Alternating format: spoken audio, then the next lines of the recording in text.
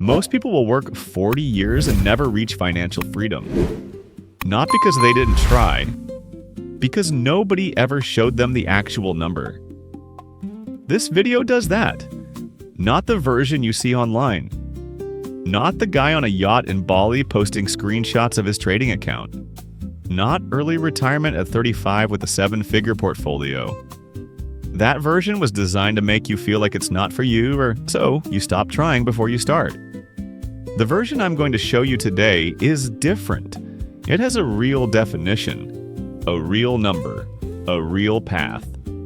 And when you see it laid out clearly, most people realize the gap between where they are and where they need to be is a lot smaller than they thought. This video is going to change how you think about money. Not the detail, I need the whole frame. Let's build it from scratch. Here's why most people never pursue financial freedom. It's not because they're lazy.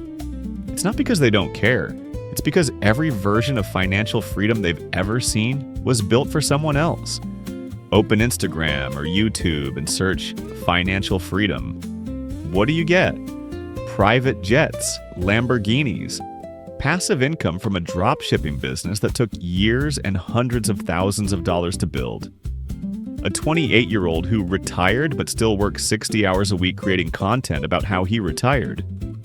A couple living off dividends from a portfolio most people will never have. None of that is financial freedom. That's a content strategy dressed up as a lifestyle. Think of it like being handed a map to a destination you never chose. The map might be accurate, the route might be real, but if the destination isn't yours, you're never going to follow it. You'll look at it, feel overwhelmed, fold it back up, and put it in a drawer. And every time someone mentions financial freedom, that folded map is what you picture. That's what the wrong definition does. It doesn't motivate, it paralyzes. The real version of financial freedom isn't about a number that sounds impressive at a dinner party. It isn't about never working again.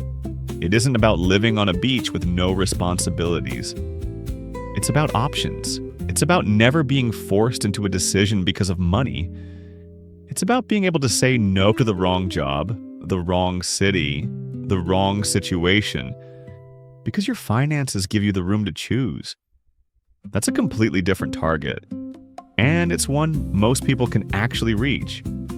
So if financial freedom isn't a yacht and a passive income empire, what is it? Here's the definition I use, and it's the one that actually changes how people think about money. Financial freedom is the point where your investments generate enough income to cover your living expenses without you having to trade your time for a paycheck. That's it. No yacht required. No empire required. Just enough coming in from what you've built that the job becomes optional. Think of it like a car that runs on its own fuel. Right now, most people's finances work like a car that only moves when you're pushing it. You stop pushing, it stops moving. Financial freedom is when you finally get the engine running. You can still drive it. You can still steer it wherever you want, but it moves on its own power now. You're no longer the engine. Here's a number that doesn't get talked about enough. According to the National Council on Aging, 80% of older American households are either financially struggling or at risk of falling into economic insecurity as they age. 8 out of 10. People who worked for decades, paid their taxes, did everything they were supposed to do, and still arrived at retirement without enough. Not because they didn't try, because nobody ever showed them a system, and they followed the same path as everyone around them without questioning where it actually led. The default path in America looks like this. Get a job, spend most of what you make. Upgrade your lifestyle every time your income grows. Carry a car payment. Carry credit card debt. Save whatever is left, which is usually not much. Repeat for 40 years. Retire at 65 if the math works out. Hope it does. That's the herd. And the herd is not moving toward financial freedom. Think of it like rush hour traffic on a highway. Everybody's going the same direction. everybody's stuck in the same jam. It feels normal because everyone around you is doing it. But normal doesn't mean right, and it definitely doesn't mean it's taking you where you want to go. The people who get off at the earlier exit aren't smarter. They just decided earlier that they weren't willing to sit in that traffic for the next 40 years. Lions don't follow the herd. That's not arrogance, that's a decision. A decision to understand what the math actually says. To build a system instead of hoping for the best. To make different choices than the people around you. Not because you're better than them, but because you want a different outcome. 80% is not a ceiling. It's a warning. You already heard it. Now you know a different path. Now here's where it gets concrete, because this is where most people's eyes open. To know your financial freedom number, you need two things. First, your monthly expenses. What does it actually cost you to live? Rent or mortgage? Food, transportation, utilities, insurance, everything. Add it up and multiply by 12. That's your annual number. According to the Bureau of Labor Statistics, the average American aged 25 to 34 spends around $74,000 a year. Some spend less, some spend more. But let's use $65,000 as a working number, conservative, realistic, and easy to calculate with. That's the target your investments need to hit. Not your income, your expenses. And that distinction changes everything. Okay, you have your annual expenses, let's say $65,000. Now what? Now we use one of the most powerful and most underused concepts in personal finance. It's called the 4% rule. And once you understand it, you'll never think about money the same way again. Here's the idea. Research going back decades shows that if you withdraw 4% of your investment portfolio per year, there's a very high probability that your money will last at least 30 years, even accounting for market downturns and inflation. This came out of something called the Trinity Study, published in 1998, and it's been the foundation of retirement planning ever since.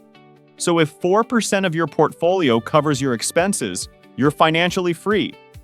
Think of it like a baseball player who's going to bat 25 times in a season. If he gets at least one hit per trip to the plate, he finishes the season without striking out. The 4% rule works the same way your portfolio goes to bat every year, and as long as it returns at least 4%, you never run out of money. The rest stays in the account and keeps growing. Now here's the math. If 4% of your portfolio needs to equal your annual expenses, you multiply your expenses by 25. That's your freedom number. $65,000 times 25 equals $1,625,000. That's the portfolio you need to cover $65,000 a year indefinitely. $1.5 million. Sounds like a lot, and we're going to deal with that reaction in exactly 1 minute. But first, let's make sure the number is yours, not mine. Your expenses times 25. Write it down. So the freedom number for a $65,000 lifestyle is $1,625,000. Now let's talk about where most people actually are and why the gap is smaller than that number makes it feel. The median net worth of Americans aged 25 to 34 is around $39,000.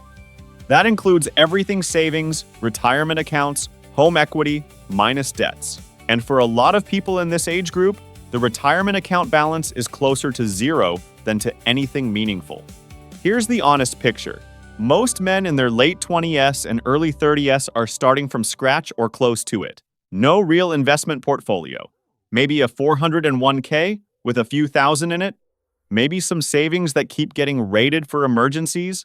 And a freedom number that sounds like it belongs to someone else. I get why that feels discouraging. It's supposed to. Think of it like standing at the base of a mountain and looking up at the summit. From the bottom, the distance looks impossible. The peak disappears into the clouds. You can't see the path. Most people look up once, decide it's not for them, and walk back to the parking lot. But here's what the view from the bottom doesn't show you. You don't have to climb the whole mountain today. You just have to take the next step. And the people who reach the top aren't the ones who started with the most gear. They're the ones who started and kept going. A 8-year-old with $5,000 invested today and $600 a month. Going in consistently at a 7% average annual return will have over $1 million by age 62. Not from a windfall, not from luck, from starting. The gap isn't as wide as it looks from the bottom. It just requires that you stop staring at the summit and start moving. Pillar 1. Reduce the gap. There are 3 things that move your freedom number closer. This is the first one. Reducing the gap between what comes in and what goes out. Not cutting everything. Not living like a monk. Not giving up the things that actually make your life worth living.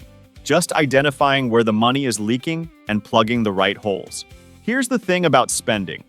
Most people have no idea where their money actually goes. They know the big stuff: rent, car payment, groceries. But the money that silently disappears? That's in the subscriptions nobody canceled. The recurring charges that kept billing after the trial ended. The takeout that became a default instead of a treat. The impulse buys that felt small at the time and add up to hundreds a month. Think of it like a road trip where you've got a slow leak in one of your tires. The car still drives. You can still get somewhere. But you're burning more fuel than you should. You're riding lower than you realize. And at some point, usually at the worst possible moment, that tire goes flat. The leak didn't announce itself. It just quietly cost you the whole trip. Your spending has leaks like that. And most of them don't feel like problems until you add them up. The fix isn't radical. It's a one-time audit. Go through 3 months of bank and credit card statements. Categorize everything. Find the categories where the number surprises you. Then make 1 or 2 decisions, not 20. Cancel the subscriptions you forgot about. Cook 1 more meal a week. Drop the recurring charge you haven't thought about in months. The goal isn't deprivation. It's redirecting money that's already yours from leaks that don't serve you to investments that do. Pillar 2, build a second income. This one is what separates the people who get there from the people who stay stuck. Here's the math problem with one income. If you're earning $60,000 a year and your expenses are $50,000, you have $10,000 left.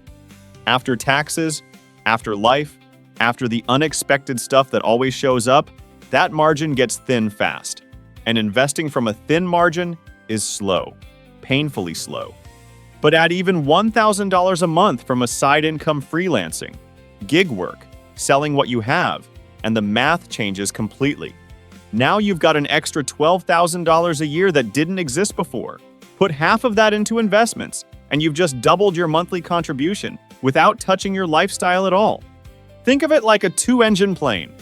One engine can get you off the ground. It can keep you in the air. But if that engine has a rough moment, turbulence, a mechanical issue, a bad quarter, you're in trouble with no backup. 2 engines don't just make you safer. They let you fly higher, faster, and further than you ever could on one. 1 income gets you by. 2 incomes build freedom.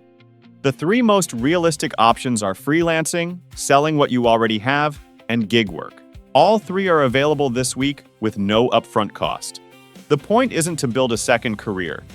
The point is to create a second stream, even a small one, that you redirect entirely into your freedom number.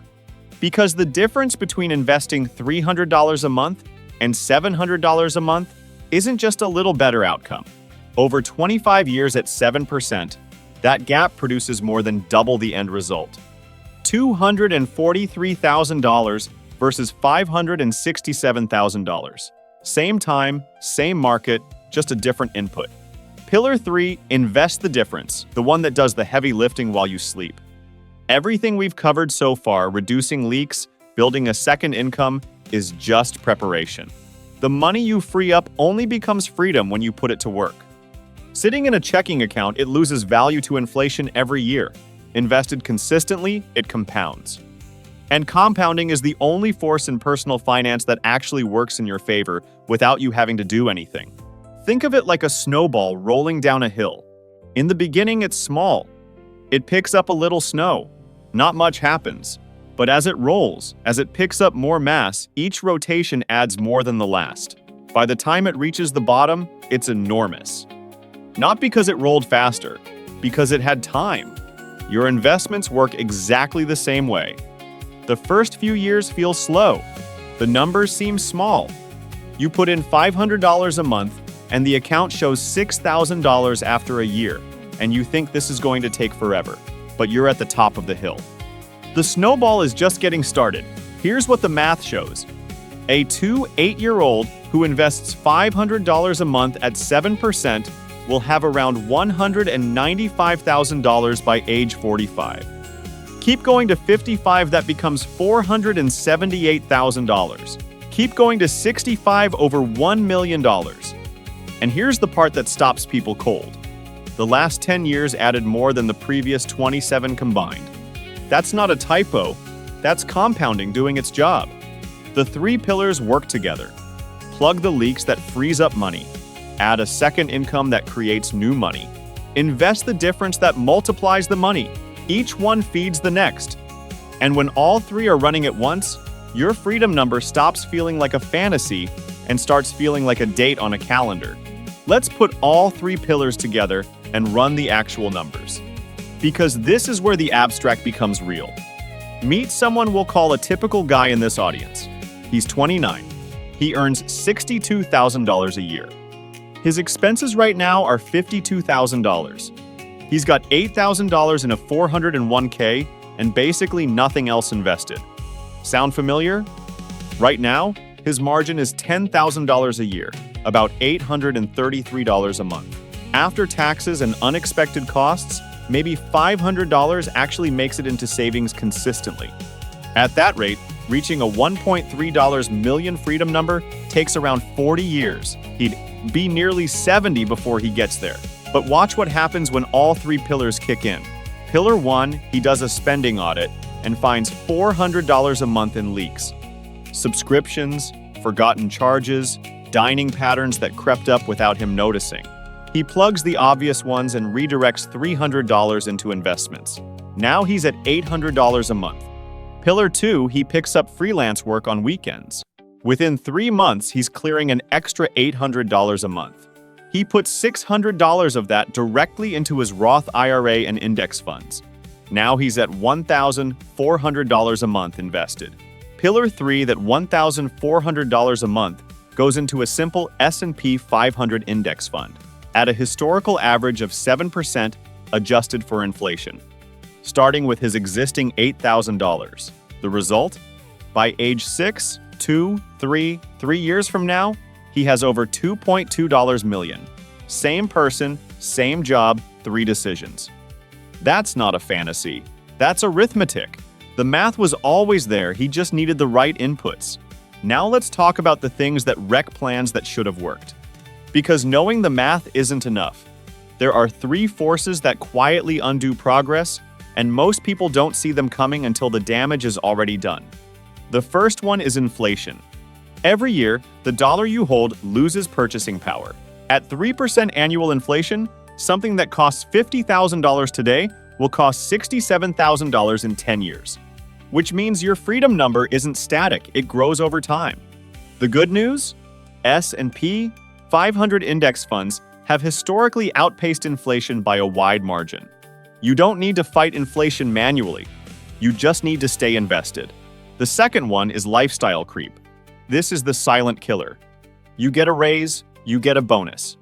The side income starts coming in, and instead of redirecting that money toward your freedom number, it disappears into a nicer apartment, a newer car, a higher baseline of spending that now feels normal. Lifestyle creep doesn't feel like a decision. It feels like progress. That's what makes it dangerous. Think of it like a treadmill that keeps getting faster without announcing it. You're running harder than last year.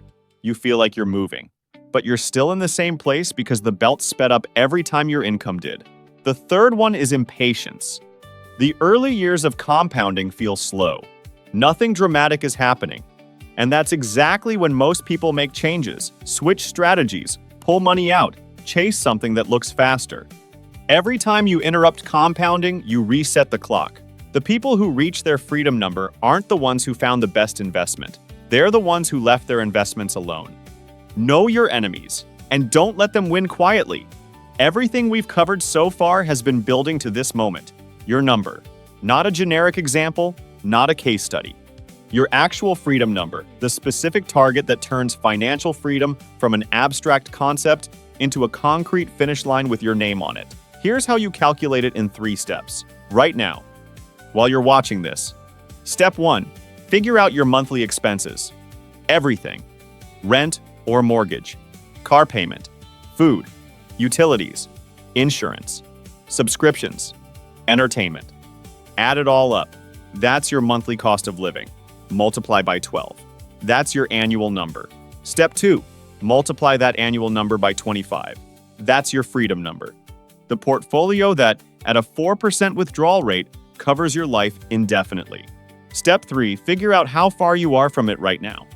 Take your current investment portfolio, 401k, Roth IRA, brokerage accounts, all of it, and subtract it from your freedom number. What's left is the gap. That gap is the only number that actually matters. Not your salary, not your debt, not your credit score. The gap. Think of it like a GPS recalculating after you've taken a wrong turn. It doesn't care how you got there. It doesn't lecture you about the roads you didn't take. It just looks at where you are right now, looks at where you want to go, and gives you the fastest route from here. That's your freedom number. It's your GPS coordinate for the rest of your financial life. Most people will never calculate this number. Not because it's hard, it takes 10 minutes, but because writing it down makes it real. And real things require action. Write it down anyway. The number isn't there to scare you, it's there to aim at. Here's the part most financial videos get wrong. They make financial freedom sound like the finish line, the point where you stop, where you finally get to do nothing, where the grind ends and the beach begins. That's not what it is. And honestly, that's not what most people actually want. What financial freedom really gives you isn't the ability to stop. It's the ability to choose. To take the job that excites you instead of the one that pays the most. To start the business you've been putting off because you finally have the runway. To move to the city you actually want to live in.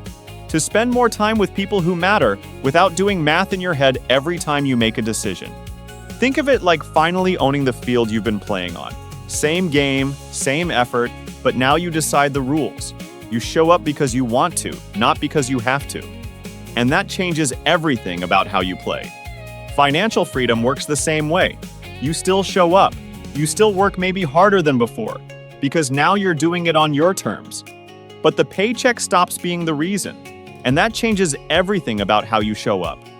Here's what that means practically. Every dollar you invest today isn't just a dollar working toward a number. It's a dollar buying back a future decision. A dollar that means you won't be forced into something you don't want because the rent is due. A dollar toward a version of your life where money is no longer the thing making your choices for you. That's what you're building, not a retirement. A life on your terms. Financial freedom isn't a dream reserved for people who got lucky, started rich, or figured something out that you didn't. It's a number, a system, and a decision to start building toward it today, with what you have. You now know what the number is. You know how to calculate yours. You know the 3 pillars that move you toward it. You know the enemies that quietly work against you. And you know that the standard path doesn't lead there, which means you already have more clarity than most people will ever have about their own money. Now I want to hear from you. Drop a comment and tell me what's the one number you're building toward. Your freedom number. Write it in the comments. Say it out loud. Because the moment you put a number to a goal, it stops being a wish and starts being a target. I read every single comment, and I'll reply to as many as I can. Go make your money work. I'll see you in the next one.